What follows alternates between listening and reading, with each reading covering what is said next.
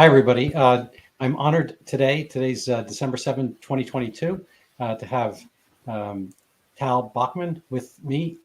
He is um, almost, one of those individuals almost who needs no introduction. Um, we've become friends. There's been the great reset people talk about. And one of the great resets that's been on my mind is kind of the reset of way people have rearranged their friends and the interactions and so forth. So I always look for silver linings. One of the ones from the pandemic is getting to know Tal, and it's been, an amazing journey for some of us. We've come out alive, as it turns out. I don't think the virus was the biggest danger. And we don't really have a plan what we're going to talk about. So, what are your thoughts? Why did you say yes to being interviewed by me? Well, we're buddies, and we always have a lot to talk about, and why not? And it's been a big 3 years, like you say, and sometimes just shooting the breeze about stuff kind of helps you feel better about it. It's been upsetting for a lot of people. And as you say, I mean, I try to look at, I try to look for silver linings, and there have been some.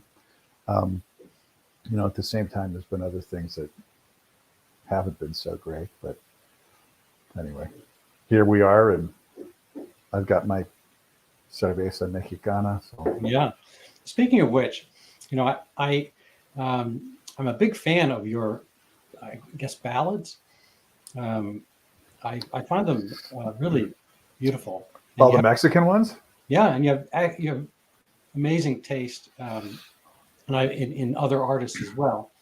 And I've benefited from that. I've kind of put them into my groove, Thanks. as it were. But that's a big recommendation.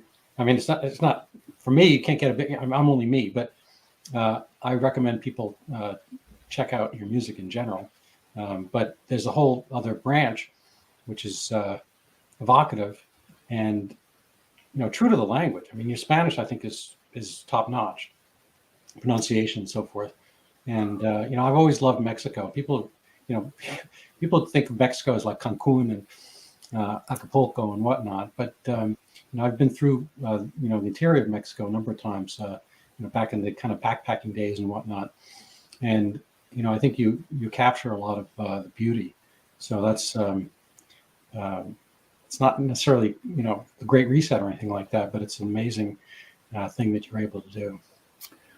Well, I can't say I'm any big expert on Mexico, but I mean, I have had some great times there. I mean, it's actually sad because when I say that, everyone's mind will go to like debauchery. But the Mexico of today is not what the Mexico of 30 years ago was, and of course, as you say, I mean, not everything in Mexico is Cancun or Cabo San Lucas. I mean, there's and it's just like everywhere, right? I mean, it's like if you're from Italy or Tanzania and you went to Manhattan for 3 days, I mean, you saw part of America, but there's a whole lot more to America than downtown New York City. So it's like that. I mean, I don't know. For people that maybe don't know what you're referring to, Randy's just talking about, like, for fun, sometimes I go on Facebook and I just grab a guitar and I sing old Mexican songs. And I just do that to keep in practice because, well, plus I really like those old songs, but it's nice to do that every once in a while because all our gigs were canceled for 3 years. Mm-hmm. So, I don't actually think of myself as, well, I'm not, because I'm not one of these guys that I just want to get out there onto a stage anywhere every night and play songs and have people watch me. It's just, I'm not like one of those kind of, performance animals. Neither is my dad, for that matter.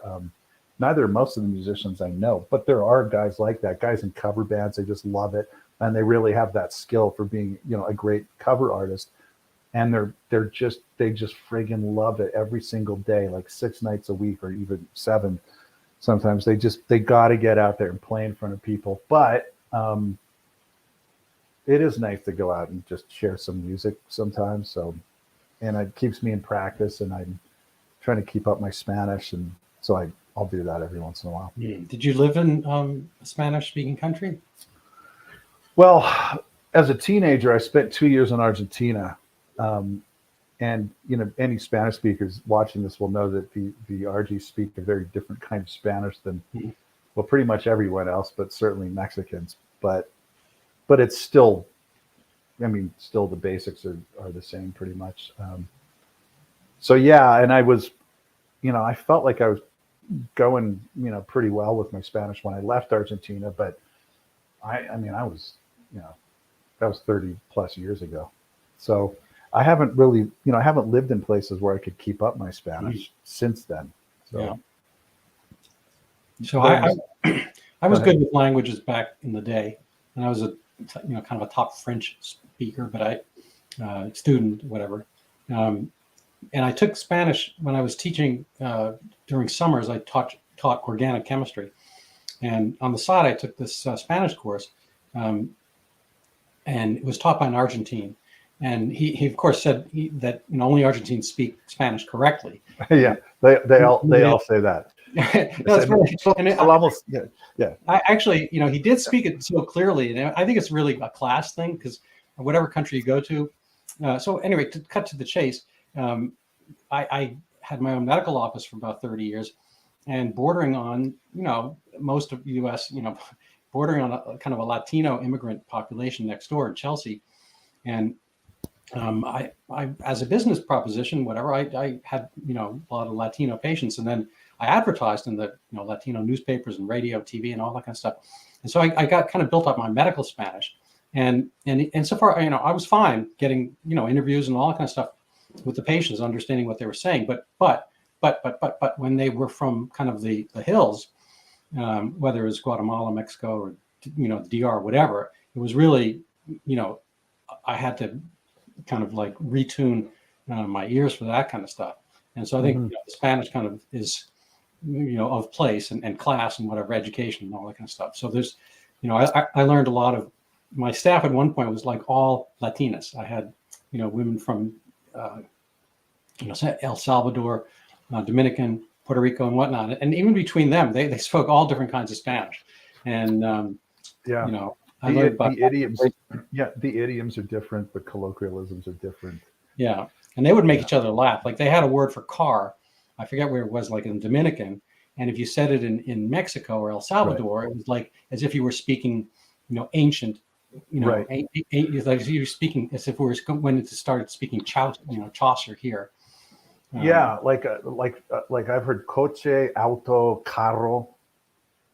Like those the three different words for car. yeah, and they Um, make fun of each other on that basis. yeah, That's and what humans yeah, do, right? yeah. I always get a kick out of listening to Spanish speakers imitate the accent of other Spanish speakers. Right?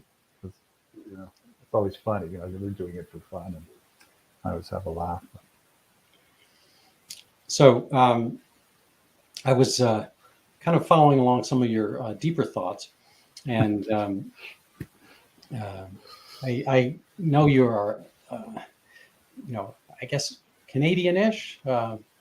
You're American Canadian. I was wondering whether you had thoughts, from a perspective of how Canada and the U.S. have, verged and diverged over these last couple of years. Well, yeah. I mean, well, okay. I mean, this is a big question. I mean, how they have verged, is that even a word? I'd like to in We're opposition. breaking new ground here. Well, I mean, how they've been the same is that these politicians have popped up who, whether it's sort of they just get off on wielding power so that there's something sort of cynical and not in good faith about their public health measures, or whether they're genuinely terrified, which I think has been the case in some cases. I mean, one of the things that is similar, I would just say, has been the absolutely outrageous government overreach. I mean, so like tyranny. I mean, it's not even hyperbole to call it tyranny. I mean, if you're in literally, if you put the entire population of your state under house arrest, or your province under house arrest, you've prohibited them from having like more than 4 or 2 or 6 or whatever number they were picking at any given moment, people over to your house for a birthday party or a funeral or a pre-marriage get together or anything. I mean, this is absolutely outrageous. And, and I think we could say that most, if not all, even, most, if not all of them, I would say definitely violated the spirit of the legal systems slash the Constitution that apply. But I also think that most, if not all of them, violated the letter of the law. And so I'm kind of, maybe I'm not really answering your question that well, but I mean that's the first thing that comes to my mind is just the outrageous kind of overreach in the name of public safety, which, as I'm sure never even remotely had adequate scientific backing. These bullies were always saying, well, we're following the science. They weren't following the science at all. They weren't following the science. In fact, they had in many cases declared war on the science.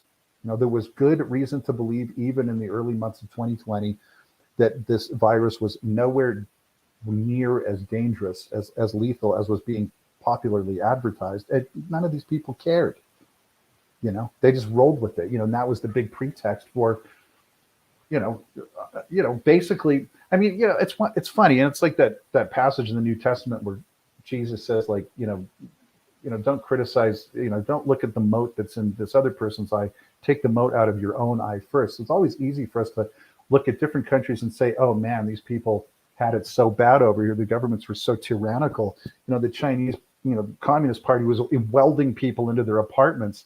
Well, I don't really know how that's different in principle than, what happened in a lot of states and provinces where, they were pulling you over to ask if you had permission to go to wherever it was that you were going. And if you didn't, they didn't bring a blowtorch to your apartment, but they were giving you fines and they were harassing you and you were put on watch lists. I mean, it's totally outrageous. And the whole time we had a whole bunch of people in both of these countries, which, you have to be honest, whatever criticisms we might make of Canada and the United States, you have to say, I mean, these are two places that are the freest, among the most free nations in the history of the world. We had a whole bunch of people supporting every measure. There was no measure that was too oppressive or tyrannical or just completely stupid or even worse, counterproductive, that these people, like the NPR crowd, didn't start doing cartwheels over. They friggin' loved it. They loved it. People got off on it. They got off on being part of the big drama. It was something that was bigger than they were. This was their World War II. This was their Great Depression. And we all have to do what we need to do for the community. And I'm doing my part. And here's my social media rollout. Here's me getting, my 8th jab or whatever it was. I'm triple masked. Here's my profile with a mask on it. I haven't left my bedroom in 3 months and I'm doing this for you. I mean, just this completely perverted virtue signaling. So, it shows you how easily, it shows you that, number one, it always can happen here. It can always happen here. There's this weird thing. Sorry, I'm going off right now, but I feel like there's this weird thing amongst conservatives, precisely because they're patriotic. They fret a lot. They kvetch a lot. They're always kind of giving voice to their anxieties, but deep down in their bones, it seems like they can't really emotionally accept that these horrible government abuses that we saw occur in the 20th century could ever really happen here. Deep down, they can't really believe it. After all, we have the Constitution. After all, that would be against the law. After all, and people would never put up with that. They never put up with that. That's why we have the Second Amendment. There's this kind of weird denial thing, and it's like we watched it happen. Now, it's not. I'm not saying it was permanent. Obviously, it wasn't permanent. But we watched outrageous abuses occur, be perpetrated by state governments, these lunatic governors, lunatic premiers in Canada, and it did happen here. It did. No law stopped them. No constitution stopped them. No custom. No tradition. No cultural anything. stop these people. In fact, I mean, I don't know. It's like Michigan has a lot of rednecks. Like they didn't even do anything when Gretchen Whitmer was like prohibiting them from buying vegetable seeds for their garden. Like, where were these people? Certain parts of Target had the virus, and that's where they were selling the plants and so forth. And and she didn't get voted out of office, and neither did Waltz. I guess Waltz waltzed in Minnesota. He was running against Scott Jensen, who's an interesting and amazing guy, physician, who spoke the truth. And Jensen only got, like, I don't know, 43% of the vote or something like that. So Waltz almost literally waltzed just last election cycle. It's an amazing thing. And our buddy Just in Time is still there. I mean, are there never no confidence votes? I mean, UK, they're always, have these spot elections, so forth. I never hear about this much in Canada. Is that not the same thing? Yeah. Is that separate? No, they can do that for sure. But he had his kind of power wrapped up in the parliament. So there wasn't enough support for a no confidence movement. And, I didn't really follow all the ins and outs of Trudeau because I was busy trying to figure out how to, deal with a bunch of other stuff on behalf of other people who maybe weren't as equipped to figure some of this stuff out. But, there's yeah, I mean, I don't know. I mean, put it this way. I don't know that Justin Trudeau will win again. I don't think he will, but who knows? I don't think that it would be very easy to rig an election in Canada. Like, I've been on the spot a bunch of times during election day. I've known a ton of people that have worked as volunteers for Elections Canada. Everyone I talk to, it's like a fun social volunteer activity that kids will do, old people will do. Everyone will kind of get involved with it. And these guys, I'm talking about the election volunteers. Mm-hmm. They're drilled on nonpartisanship. They are all drilled on transparency at every single step of the way. And I mean, you go see it yourself. Yeah, you have like 3,000 ridings or something like that. I forget well, I can't remember how many, but and it's a new term for me. It's just like a voting district. So they're molecular, and I guess each one's voting for somebody, and those get atomized, and those are countable items, and so forth. I mean, I guess the cloud inside silver linings has been the fragility or the frailty of what we considered our free democracies. And that's a nebulous term, democracy, because it can mean a Greek democracy. It can mean rule, tyranny by the mob. It can mean what we think of as a constitutional republic. Anyway, the term never gets well defined about what it is when we're preserving democracy and so forth. But insofar as they're, say, coinciding with liberty and ability to do what you want to do within the law, our kind of like parliamentary democracies, I think, failed. I think they failed this testing COVID to a greater extent than the United States did. Well, certainly they failed way more than certain parts of the United States. I mean, exactly. That's to my second point, which is that we have federalism, so we have a severability here that things can suck in Pennsylvania, but they suck less in, say, Indiana. Yeah, well, they have federalism in Canada and Australia, and so we saw these horrible scenes in Australia. Those happened in particular areas, of course, and it's like California and Michigan and versus like Florida, where I was, I think it was like a year ago, almost to the day. No, yeah, I mean, I was there like a year ago.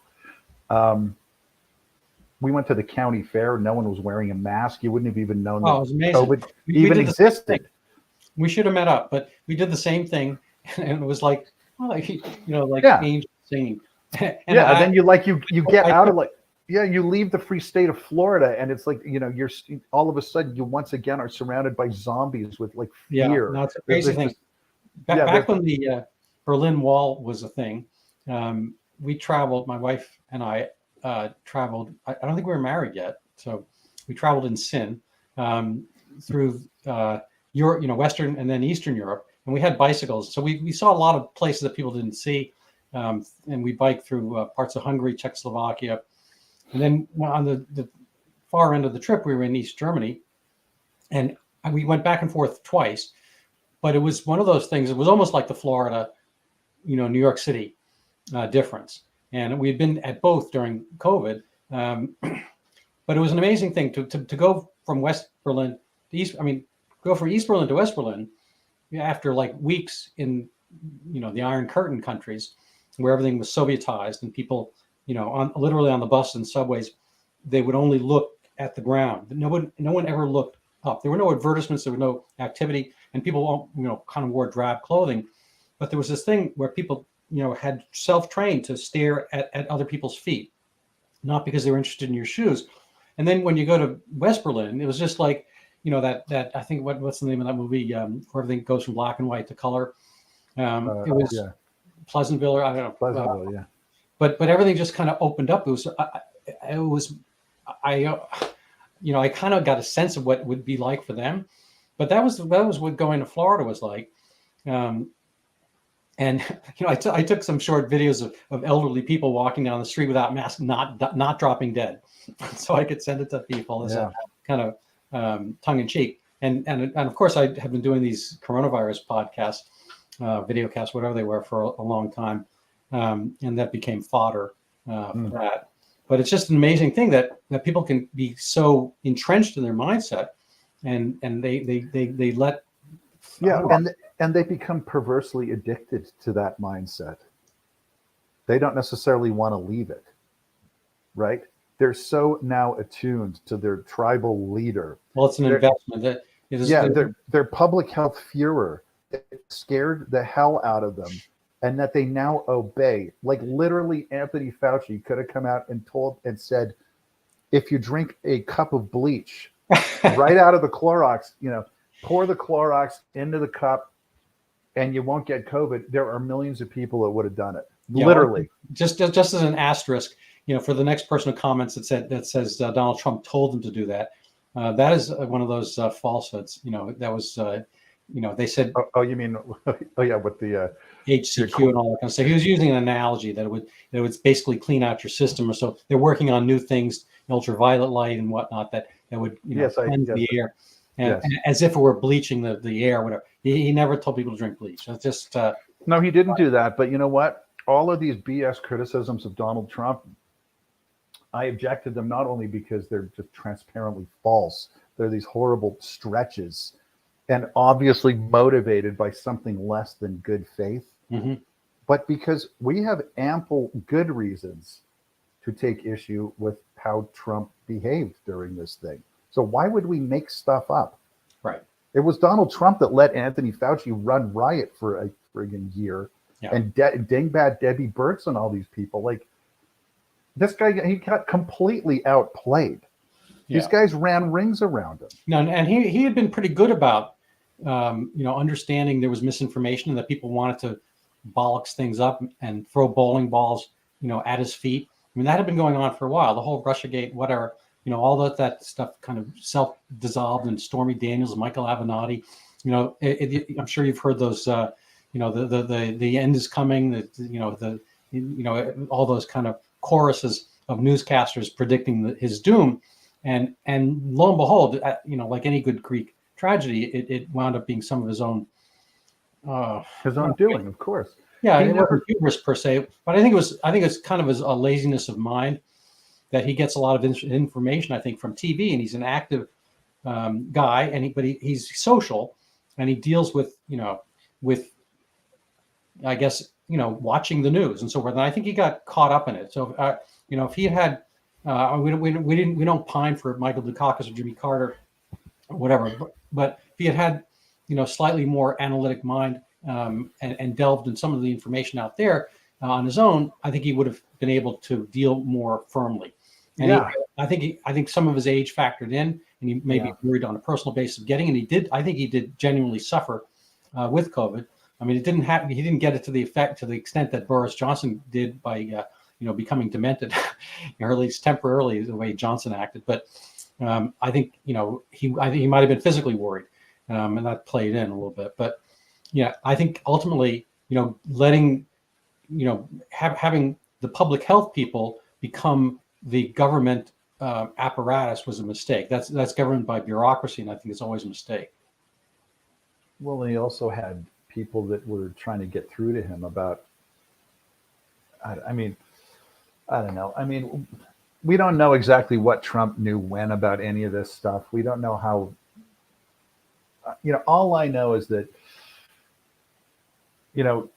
Trump showed a remarkable inability to distinguish who he should trust from who he shouldn't. I mean, he obviously he struggled with personnel decisions. Didn't really know what he was doing.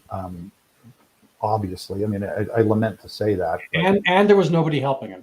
I mean, why wasn't there? Why wasn't there? That's not because nobody was willing to help him. That's because, like, at crossroads moments, he tended to choose precisely the wrong people.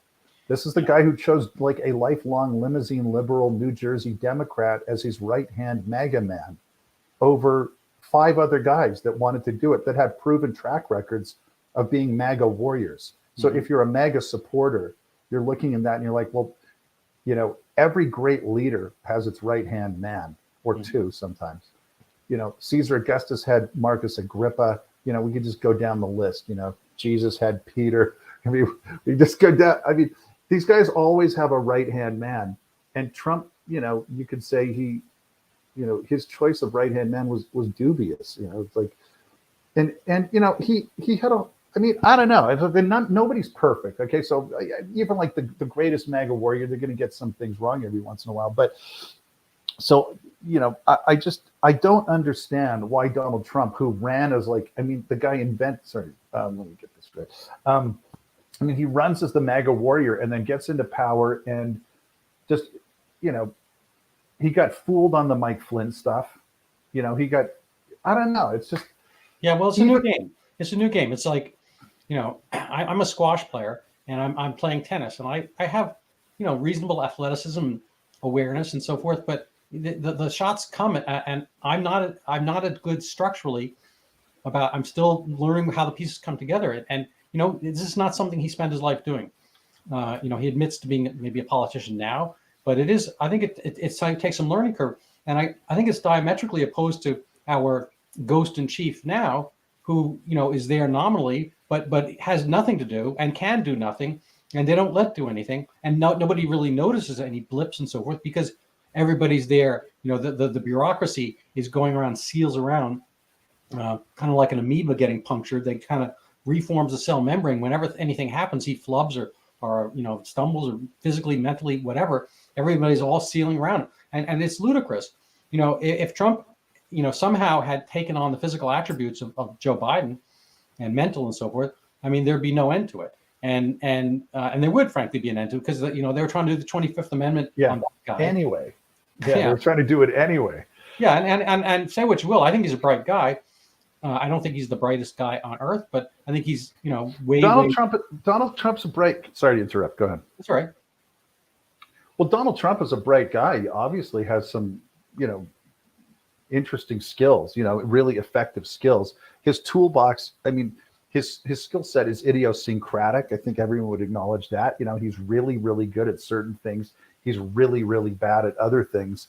And, so, I mean, just to kind of get back to what I was saying is, like, to me, what I didn't really understand is that, you get into a situation like that, you need a team of warriors around you. You need a right-hand man or 2, and now then you need a kind of a larger sort of inner sanctum of, cadre of warriors, and there needs to be consistency. They need to be on the same page.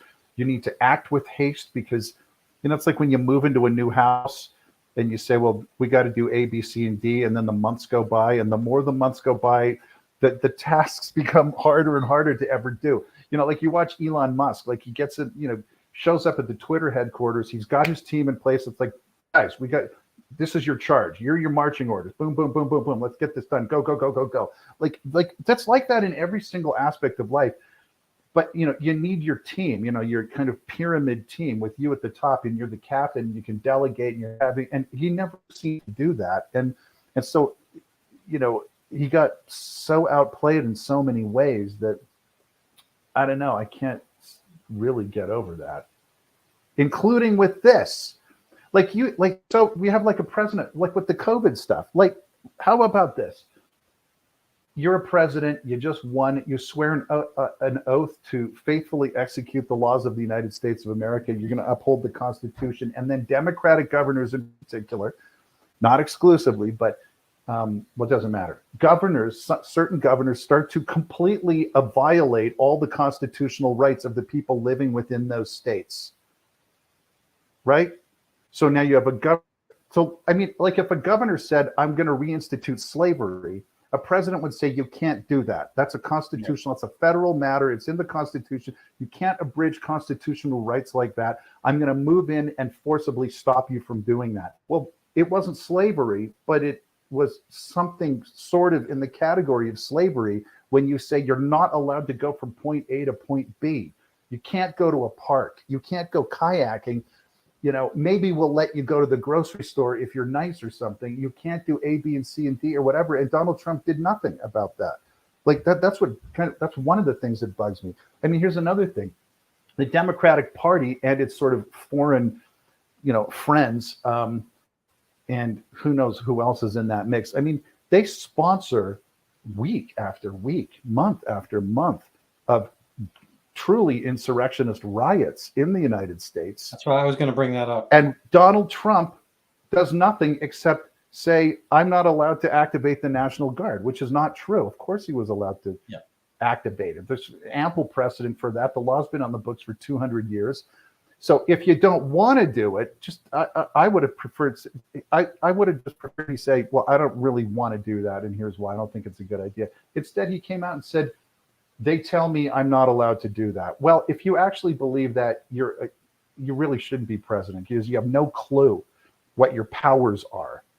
You have a constitutional, not just the authority, you have a constitutional obligation to protect the citizens of the United States in their constitutional rights when those rights are being crushed by Democratic governors who are basically protecting rioters. These people were all in the same team. And Donald Trump did nothing. Now, it does seem to be the case that Mark Milley and Mark Esper told him that if he ever dared invoke the Insurrection Act and activate the Guard units to crush those insurrectionist riots, that they would refuse to obey the order. Well, that would still have been interesting. Okay, if you're Donald Trump, why aren't they fired? Yeah, you fired them right away. Yeah, 2 seconds after those words. Didn't Harry Truman get rid of that guy MacArthur? Yeah, he did. I mean, MacArthur they're had done. A lot more profile than Milley. Yeah, they're done 2 seconds after those words leave their mouth. And he never, and that's even, I'm not even getting into how they publicly dissed him. They publicly dissed him and he didn't do anything. So I know that when we all have these conversations about Donald Trump, we all, especially from the ladies of a certain vintage, there's nothing that they can't excuse Donald Trump for. I don't know what it is about that demographic, but well, he didn't realize how bad it was. But the media would have said he was a dictator, but his hands were tied. It's all bullshit. It's all bullshit. It's like, well, I think you bring up an interesting point about kind of the military aspect. That we have the president, nominally as the commander in chief, but I think those roles are divorced in people's minds. We don't really see him, militaristically the way, South American juntas used to rule their countries and generals and so forth. We've kind of see this guy wearing a suit and the military is something else. It's for abroad. We don't really have the military on the streets. And obviously there's a posse comitatus law, the rule that, keeps us from bringing soldiers to our own streets. And you don't really see that in, say, swaths of Europe and whatnot, with a carabinieri, whatever, walking in the streets. That's kind of there's soldiers on the streets. We don't have that here. And I think, his sensibilities, were not necessarily in league with the viciousness of his enemies. And I think that he underplayed that. And I don't think he realized that public health could be, manipulated to the extent it was. Yeah, well, that's a strike against him. It's like I don't. I'm sorry, I'm a little bit like on edge about this because it's like you can't go on social media anymore without like these diehard Trumpers making excuses for what for doing stuff and not doing stuff that if Hillary Clinton had done or not done, they would be apoplectic. They would be saying to all of their friends, I told you this would happen. If Hillary Clinton had sat there and done nothing, which was basically during the riots, let's say, which would basically have been to enable,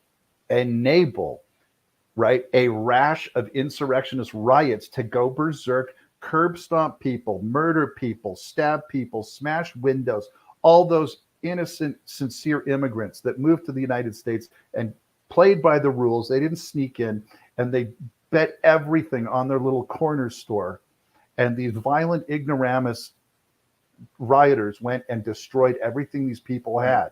And nobody protected them in their basic constitutional rights. Like if Hillary Clinton had done that, these same people that are now making these BS excuses for Trump, like I said, would be apoplectic. But for some reason, because it's a guy whose tweets they really got a kick out of, he gets a pass. You don't get a pass, dude. It's like I'm talking directly to Donald Trump right now. Listen to me, Donald Trump. This is like a WWE teaser for the upcoming bout or something. It's like this is my message for Don. You wanted the job. You ran for the job. You promised to drain the swamp. You promised to restore law and order. You promised to end the two-tiered system of justice. You promised all this stuff. You are the one that ran. You signed up for the job. You got into power. And when you got in there, you were very, very passive in your actions. You were aggressive and hostile and nasty and outrageous and funny sometimes with your words. But this is like, the opposite of your favorite FM rock station, which is like more rock, less talk. With Trump, it was just always more talk, but less rock. But these people can't emotionally accept it. He got outplayed, and he achieved some great things. But I'm talking about, this is not even a right-wing argument. This is like a rule of law, civil libertarian argument. It's like you are the chief federal law enforcement officer of the United States. That's what being a president is, among other things. You're the commander in chief as well. But you are the chief federal law enforcement officer. You oversee the Department of Justice and by extension, the FBI. You oversee every single executive branch agency. Those are all law enforcement agencies. And if they are running riot, if they're going rogue, if they're not doing anything to protect citizens in their constitutional liberties, if you're not doing anything to prevent that, you blew it. And it's more than you blew it. You violated a sacred oath. People died because of your negligence. Yeah, I think there was a laziness and negligence, so forth. I think he was probably, it was a political calculation. It was 2020 and he's running for re-election. And I think he was hoping for the big backlash, the silent majority taking him in, and it might very well have happened, but I think he was, there was kind of a very concerted effort, not just with the riots, but with, vote harvesting, which is legal, malfeasant, but legal. And he just wasn't prepped. I mean, there was, and the same thing, the battle analogy, he didn't have his flank protected adequately, and understanding that his, methodology to keep the movement alive is, in this case, predicated upon, not physical defense, not military defense, but this kind of logistic, weird little army of toads who are going to be, harvesting nursing homes and colleges and so forth, and getting 100%, penetration of people who don't really care about voting, versus your own who care, but they don't ever come out at 100% turnout. Well, I mean, to your point about what appears to have been a really debilitating streak of laziness, passivity in Trump, just on electoral integrity. Donald Trump is the one that for 4 solid years predicted that the Dems would try to rig things in 2020. He said that in interview after interview. He said that during his rally speeches. Okay. So either that was just all BS and he didn't really believe that, or he did. Well, if he didn't really believe it, I don't think he should have said Well, it. there's the issue, the state by state. I mean, the president doesn't get elected by the populace, and historically it was even more remote from the individuals because the legislatures voted their electoral slate, and I think it only became direct from the people to that slate later, and ditto for U.S. senators and so forth. So, it's an issue with this kind of posse comitatus same principle that you can't kind of federalize the states. But he wouldn't go and force New York State to do anything. I mean, how would you do that? I don't even know how. Yeah, well, here are just a few things off the top of my head that probably would have helped. Okay, well, just to go back to what I was saying. So you predict over and over and over again that Democratic machines, Democratic Party machines in these different states are going to try to rig the 2020 election against you. What do? Other than bloviate about it at a rally in like Ames, Iowa? Like, what do you actually do? Whether we should have them or not, there are a lot of federal civil rights voting access type laws that came in. Like you can have federal law enforcement making sure that citizens are allowed to like properly access voting booths. I mean, okay, so let me just say this.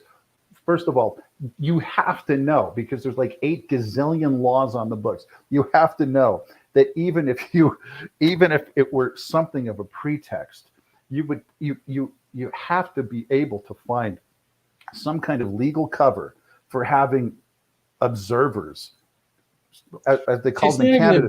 I mean, I think some sort of check on, I'm talking about a law enforcement check, law enforcement observation of different polling stations or whatever. That's one thing. But you could have organized media scrutiny. You could have organized. But the election happens. It's not even election day anymore. It's election month. And this stuff happens in kidney disease. We used to call it, medically there's pre-renal, renal, and post-renal disease. There's 3 types of kidney disease: before the kidney, at the kidney, and after the kidney. I don't want to get into this, but basically, I only put that up as an analogy. For the election, there was pre-election, election, and post-election. Say potential, quizzical areas or defraudments. And the major one happened long before. I think even if everything were pristine and you could have federal observers and all that kind of stuff at the election time, the election may still have been lost because of the, Zuckerberg, Facebook. Yeah, for sure. That has to do with harvesting. Well, here's another thing. Okay, well, let me just get a couple of points out really quick here. So, okay, I think there has to be some legal pretext under which you could have some federal law enforcement presence at some of these voting stations to ensure that everything is kosher. That's number one. Number two, how about sort of captaining a new team of sort of, like organizing the state Republican parties to get them organized, to have those people on the ground watching things with video cameras or whatever. What about some sort of like coordinated legislative effort to beat back the last minute Democratic Party legislative initiatives that enabled them to, at least made it easier for people to potentially commit fraud. Now, last thing, there's like 10 more things, but just one last thing for right now. It was elements of federal agencies under Donald Trump that were conspiring with social media, using social media as proxy censors as an end run around the First Amendment. Now, that was clear long before last week when these emails came out with Matt Taibbi and Elon Musk or whatever. What was the effort from the Trump administration to root these horrible people out of the federal government? I've never even heard of one attempt, let alone a failed attempt. If it was a good faith failed attempt, that would be one thing. He yapped and complained, and he was censored and and it was completely obvious. We had congressional hearings. It was clear that federal agencies were applying regulatory pressure, credible threats against social media companies. I mean, it was like the circumstantial case was so compelling. Like, where was the presidential administration on rooting these people out? They were in full operation while Trump was sitting there in the White House. Well, it became kind of and let's look at Afghanistan. There was an Afghani government, theoretically in Kabul, but everywhere else, I mean, that was just, it was nominal. And it was it was a mirage. And so, yes, Trump had the presidency, but he was surrounded. He was basically that Kabul government surrounded by, Taliban who wanted him out. And the bureaucracy is huge. If you go to Washington, there's, great, kind of formless building after another, and there's hundreds of thousands of people, and they are, if you look at the actual voting, not just Washington D.C., but greater D.C. area, it's about 90, 85 to 15 or something like that. We're talking about massive Democrat differential, and that is a force multiplier. You want to get something done. I assume it's pain in the butt, and a lot of it's unionized. It's hard to get rid of people. Everything's a legal case, and we can see that the Dems are reasonable at agitprop.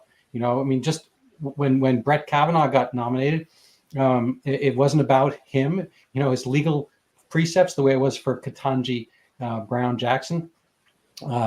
Or Kagan or whatever. It's just like craziness. I mean, they just basically, there's that old expression, I'm going to open a can of whoop ass on you. Well, they have those cans like lined up everywhere. There's and you don't even know which one's going to come out. It's just, it's you and I could theoretically play chess, and somebody comes along and takes a chainsaw and just zaps through the board. I mean, it's a different way to play chess. Like, you lost because I slid off your arm.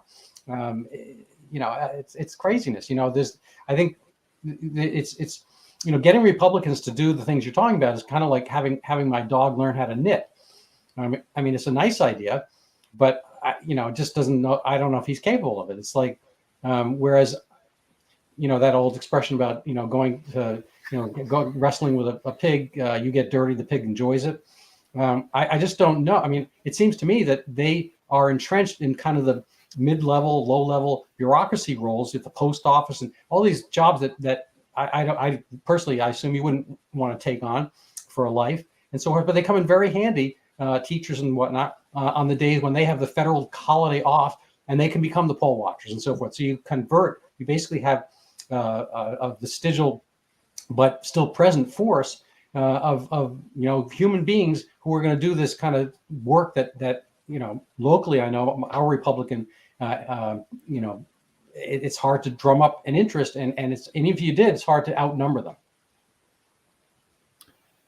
Well, yeah, I mean, bottom line is, deep reform is not, I mean, it has to happen, right? Deep reform. What has to happen? I'm sorry. Deep reform. I mean, this was what Trump ran on. He ran on draining the swamp, massive reformation of this monstrous, sprawling, maze of federal agencies, and then sub-agencies, and then sub-agencies. I mean, we're talking about, as you say, a massive undertaking. It wouldn't be easy, but but that's what Trump signed up for. That's what he said he wanted to do. I'm disappointed that there doesn't really seem to have been. Well, I think everything was going his way to the point of re-election. I think the key to his unelection was COVID, not just for the reasons you gave, but for the fact that it changed. There already had been forever and a half the absentee ballot, and anybody who felt COVID terrified, phobic, could have ordered up an absentee ballot. This pushing. The force feeding of ballots out in the populace, just changed the entire equation. It just made ballots, yeah, sure. It's kind of like they were like Weimar dollars. Sure. Or Zimbabwean. I could have voted in 3 different states. I could have voted in Washington. Totally devalue the concept of your vote, my vote, and so forth. because they're just everywhere. It's like, you show up at a Monopoly game and then you've got $1 zillion bills. You buy all the property. I mean, it's just to Yeah. change the entire equation. Well, for sure. I mean, but what we're really talking about is and I don't even, it's not, I don't even know that it's a partisan thing. It's like to have like effective, I mean, okay. I mean, to get like an effective government going to sort of, you know, okay.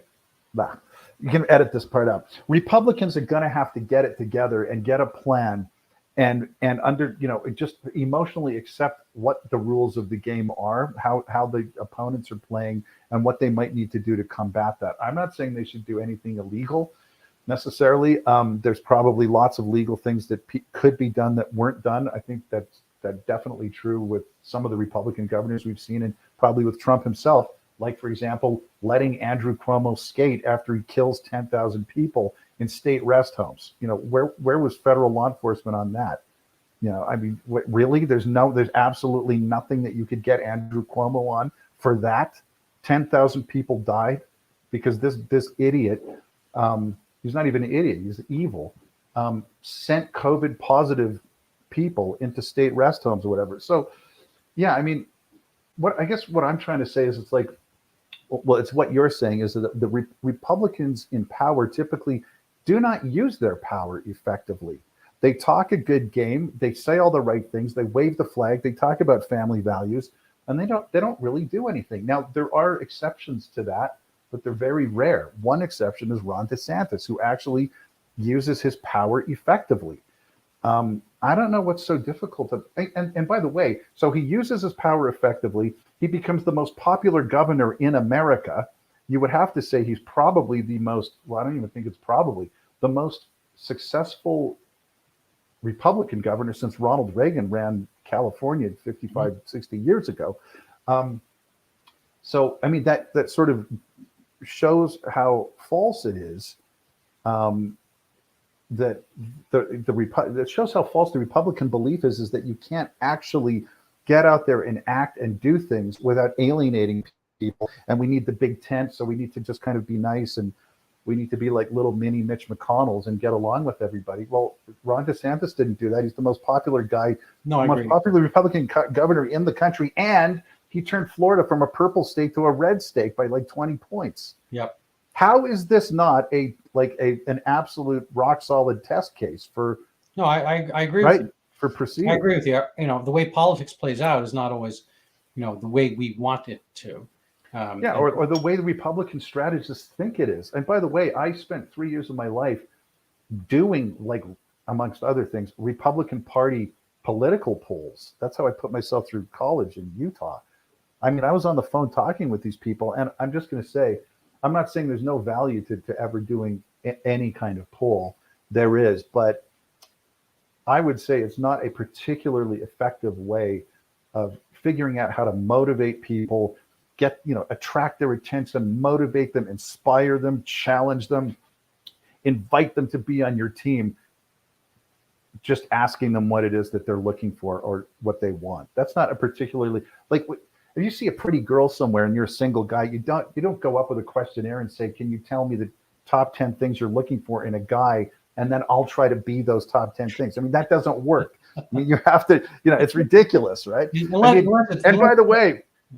by the way, if you did do that, they would, the top 5 things that they said they would violate 10 seconds later when some dude walked in. I mean, you'd be there. Okay, romantic. Okay, I'll write you a love. That's a good analogy because, I've been, lucky, and I've got a lovely wife, and I'm no great chase to look at and all that kind of stuff. But when I guess I was on the hunt, it was never a matter of trying to form fit. It was always a matter of being who you are, and that seems to be a reasonable attraction. If you know who you are and you do the things that you do and you stay true to them, that's I'm not. It's not dating. Yeah. You might sort of slightly tailor your approach based on your read of the situation, but that's just normal social navigation. If I bump into somebody at a cocktail party it's not like there's any seductionist, but you know, depending on how old they are, I'm going to use certain phrases. I'm going to bring up certain topics. I mean, so you might sort of adapt your approach or whatever, but basically, you're not going to go up to somebody and say, "Could you tell me the 10 top things that it would take for you to like me?" For you to like me. And back to the girl thing. They would probably say, you know, well, I like romantic, da da da. And you say, okay, well, give me 10 minutes. I'm going to write a beautiful romantic poem for you.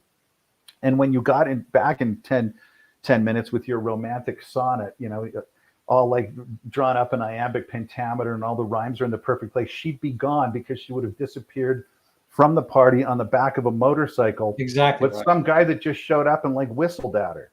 Yeah. You know, so we you know, Republican strategists, I mean, they're just these useless people that can't accept human beings for what they are. It's weird because conservatives are always talking about how leftists.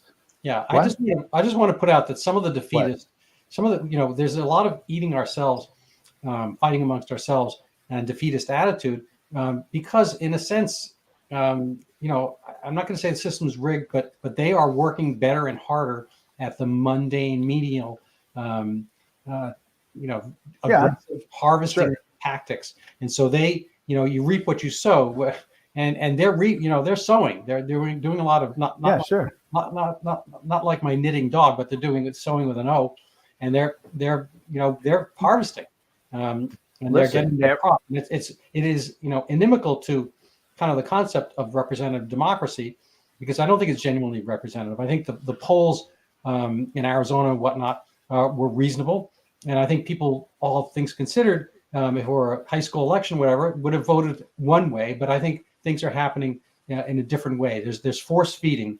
It's like those foie gras geese. They don't just get that way. They're being force fed the ballots, and then the goose comes out, and everyone who eats the you know, the pate are happy, but the goose isn't happy, and whatever. I'm gonna stop that analogy right there. We're kind of going around the end of our hour together. So I'm going to cede the floor to you for any closing statements. We can hang out and chat for a little bit, but I kind of like to have a little bit of form present. No, that's okay. Wow, that went quick. We'll have to come back and do this. Oh yeah, we'll do it again. I really, you know, this, you know, just for the record and for our audience, this was completely unscripted. Tal, they can probably tell. Okay. Yeah, but I, you know, you know, praise never hurts. You know, you have an active mind, and you're a thinker, and you spend your time, you know, not just staring at your toes, unless they are inspirational toes. You ever hear that song "Popsicle Toes" by Michael Franks? Yes. The old jazz hit. Anyway, just reminded me of that. Yeah. Thanks for having me. Well, this has been wonderful. So, congratulations as well are in order on your nuptials. So you love them. Oh, thank you. And on your musical, I've gotten to, you know, be a fly in the virtual world to see some of the things you've been doing. So it's really amazing. Anyway, so I'm going to call it an end, and I'm magically going to make both of us disappear. If you enjoyed this, please let us know. We would love to reconvene. And if you have an interest in, you know, writing to us, let us know your comments and thoughts. We're very much appreciate it. So thank you very much.